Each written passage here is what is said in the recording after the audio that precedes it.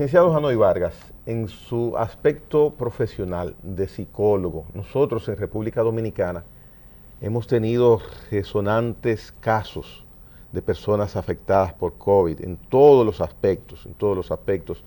No hay un dominicano que no tenga un familiar que, si no él mismo, que no haya sido afectado por el COVID. Y de una u otra forma, pienso que puede dejar rastros, huellas en la psiquis, además del cuerpo de muchas personas, el que durante 2 años hayamos transformado nuestro esquema de vivir, empezando porque cada día que salimos a la calle, vamos con una prenda adicional al pantalón, a los zapatos, a la camisa, al vestido, que es la mascarilla. O sea, ya tenemos agregado algo que nunca en la vida quizás habíamos utilizado, que veíamos en películas, o en las Por lo clínicas. menos esta generación Esta, de 100 años para acá.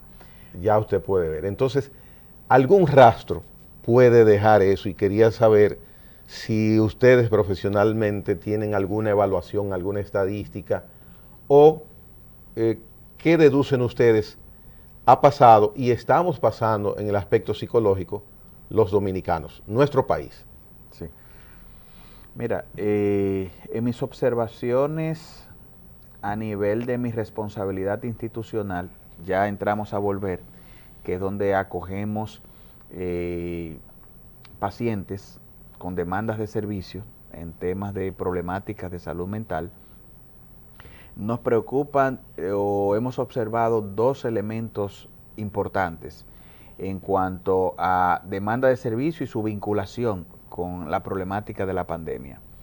Por ejemplo, depresión, personas que se han quedado conectadas a un cuadro depresivo como resultado de la dificultad para asimilar todos esos cambios que se generaron a raíz de la pandemia, impactos económicos, incluyendo cambios drásticos en la calidad de vida de una persona porque quebró su negocio o básicamente se redujeron sus posibilidades en cuanto a poder adquisitivo.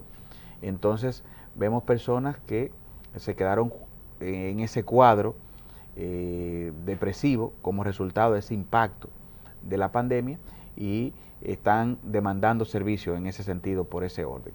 Y también nos preocupa como parte de adaptarnos socialmente en el ámbito, por ejemplo, de la educación, el uso de la tecnología y la secuela en los niños en cuanto a comportamientos, pensamientos obsesivos y comportamientos compulsivos vinculados al uso de medios electrónicos. Tú sabes que ya de por sí era un problema entre los niños y los adolescentes ensimismarse en actividad compulsiva con medios electrónicos, pero la pandemia viene a upar eso, de tal manera que recibiendo las clases, por ejemplo, de manera virtual y quedándose conectado durante más horas en actividades virtuales, pues entonces entendemos que eso ha sido parte del impacto negativo de la pandemia y nos preocupa que nos encontremos dentro de los próximos años con un panorama de un aumento significativo en cuanto a las actividades patológicas relacionadas con el uso de la tecnología. Doctor, ¿por qué es negativo el uso continuo de esos instrumentos electrónicos, sobre todo en niños? Bien. Porque todos lo mencionamos, pero ¿por qué? Sí, bueno, se ha podido demostrar, y de hecho, hace varios días la Organización Mundial de la Salud destacó ya de una manera clara, y que estaba incluso clasificado así, pero destacó de una manera clara ya el trastorno, por ejemplo, a los videojuegos, trastornos mentales vinculados al uso compulsivo de los videojuegos. La razón fundamental tiene que ver con alteraciones a nivel de la bioquímica del cerebro, es decir, la sobreestimulación del cerebro en el uso compulsivo, se ha podido demostrar que tiene, por ejemplo, efectos neurodopaminérgicos, que es, la dopamina es un neurotransmisor, que sobre la estimulación constante, vemos que hay una comparación incluso del uso de la cocaína y el efecto neurodopaminérgico y el uso de, por ejemplo, juegos electrónicos. Es la misma alteración en cuanto a la bioquímica del cerebro. Entonces, un niño, un adolescente, estar en este tipo de actividad constante y estar alterando la bioquímica de su cerebro en ese orden, da como resultado que cuando ya va creciendo, entonces ese patrón de comportamiento adictivo, esa necesidad de sobreestimularse, que se va a extrapolar muchas veces a otras actividades, a otras áreas, entonces queda demostrado que está generando problemas importantes. Y en la relación entonces de esos niños con su entorno familiar, con los padres, con los hermanitos y luego con los amigos, ¿cómo se manifiesta? Ahí, bueno, lo estamos viendo ahora, un ausentismo muy marcado en cuanto a querer interrelacionar con la familia. Los padres a veces se sienten... O sea, aislamiento, ignorancia, sienten, o sea, ignora a la familia. Exacto, sí. Y los padres hasta cierto punto y cierta edad se sienten hasta cómodos de que el muchacho esté en la habitación, esté tranquilo ahí, jugando en sus actividades, le permite a ellos sus quehaceres dentro de la casa sin estorbo, pero ya luego vamos viendo que se va convirtiendo en un problema. Y concomitantemente a ese aislamiento familiar del niño, de manera natural, producido por esa atención permanente a los juegos, también el niño se desconecta de otras realidades que van paralelas a su crecimiento, a responsabilidades, claro, sobre todo, pienso. Claro. Esa falta de interrelación personal, es decir, esa falta de ligarse a la familia y enriquecerse afectivamente, eso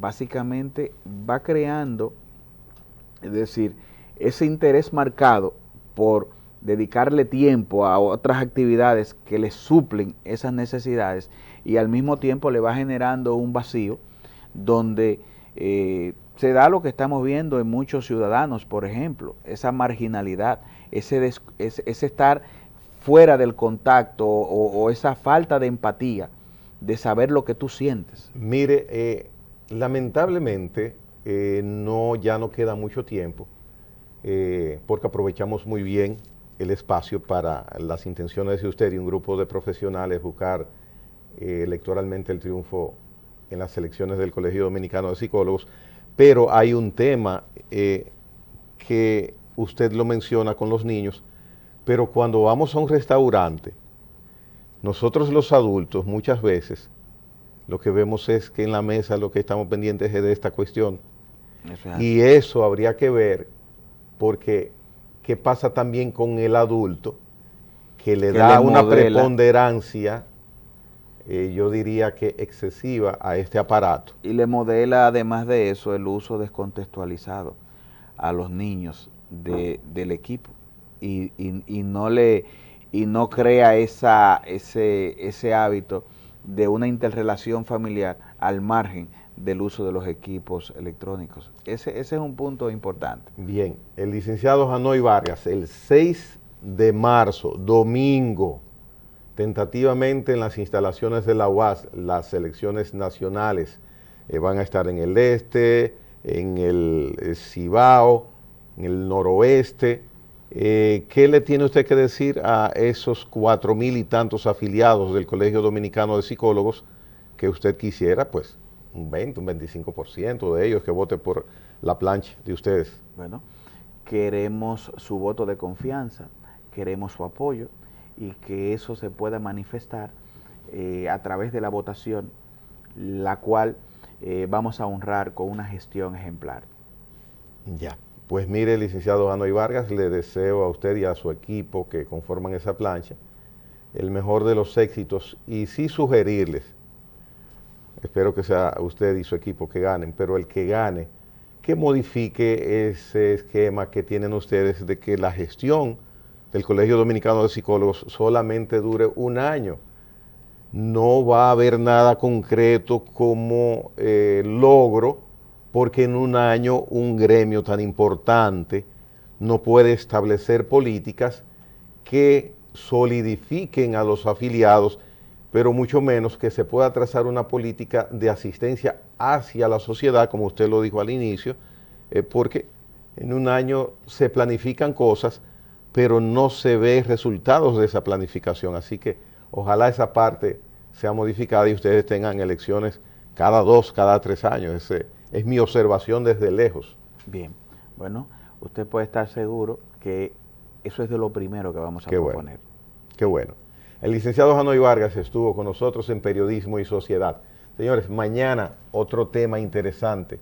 Pasamos a la parte de la historia, las relaciones con Haití. Interesante invitado que mañana tendremos.